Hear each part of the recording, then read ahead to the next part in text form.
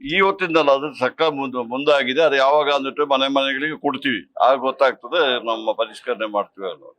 ಪರಿಷ್ಕರಣೆ ಅಲ್ಲ, ಅರ್ಹರಿದ್ದಾರ ಎಲ್ಲರಿಗೂ ಸಿಗ್ತದೆ. ಅನರ್ಹರು ಯಾರಿದ್ರೆ ಅವ್ರನ್ನ ಮಾತ್ರ ವೀಡ್ ಔಟ್ ಮಾಡ್ತೀವಿ. ನೋಡಿ, ಅದು ನೀವು ಫಾರ್ಮ್ ಕೊಡ್ತೀವಲ್ಲ, ಆಗ ನೀವು ನೋಡ್ಕೊಳ್ಳಿ. ಅದ್ರಲ್ಲಿ ಏನ್ ತಪ್ಪಿದೆ? ಜಾತಿಗೆ ಅಂದ್ಬಿಟ್ಟು ಎಲ್ಲರಿಗೂ ಸಿಗ್ತದೆ. ನೋಡಿ, ಜಾತಿಗೆ ಅಂದ್ಬಿಟ್ಟು ಇಲ್ಲೇ ಇಲ್ಲ. ಜಾತಿ ನಾವು ಇನ್ಫಾರ್ಮೇಶನ್ ತಗೊಳ್ತೀವಿ ಅಷ್ಟೇ, ಅದಕ್ಕೆ ಏನಂತೆ.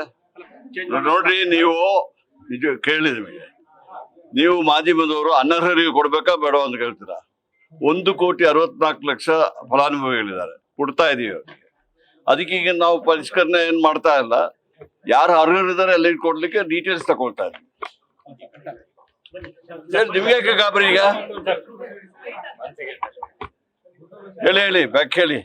ನೋಡಿ, ಪ್ರಣಾಳಿಕೆ ಏನು ಹೇಳಿದೀವಿ, 200 ಯೂನಿಟ್ ತನಕ ಕೊಡ್ತೀವಿ ಅಂತ ಹೇಳಿದೀವಿ. ಅದ್ರ ಬಗ್ಗೆ ಆವರೈತದ್ದು ಕೊಡ್ತಾ ಇದೀವಿ. 1,64,00,000 ಫಲಾನುಭವಿಗಳಿಗೆ ಕೊಡ್ತಾ ಇದೀವಿ, ಅದ್ರ ಕುಟುಂಬದವರಿಗೆ. ಇವತ್ತು ಯಾರಾದ್ರೂ ಅನರ್ಹರಿದ್ದಾರೆ ಮಾತ್ರ ಅದನ್ನ ಗೊತ್ತಾಗಬೇಕಲ್ಲ. ಎಷ್ಟೋ ಕಂಪ್ಲೇಂಟ್ಸ್ ಬರ್ತಾ ಇದೆ, ಅದರ ವಿಚಾರದಲ್ಲಿ ನಾವು ಡೀಟೇಲ್ಸ್ ತಗ್ತೀವಿ. ನೋಡಿ, ನಿಮ್ಮನ್ನು ನೀವು ಈ ತರದ ಪ್ರಶ್ನೆ ಕೇಳ್ಬಿಟ್ಟು ನಿಮಗೆ ಬೇರೆ ಕಲ್ಸಿಲ್ವ ನನಗೆ? 3 ವರ್ಷ ನೋಡಿ, 3 ವರ್ಷ ಆಗಲಿ 2 ವರ್ಷ ಆಗಲಿ, ಅನರ್ಹರಿದ್ದಾರೆ ಅವ್ರನ್ನ ತೆಗೆಯುವಂತ ಕೆಲಸ ಸರ್ಕಾರ. ಈಗ ನಮಗೆ ಕಂಪ್ಲೇಂಟ್ಸ್ ಬರ್ತಾ ಇದೆ, ಅನರ್ಹರಿದ್ದಾರೆ ಅಂತ. ನ್ಯೂಸ್ ಫಸ್ಟ್, ನಿರ್ಭೀತಿಯಿಂದ ನಿಮ್ಮ ಪರವಾಗಿ.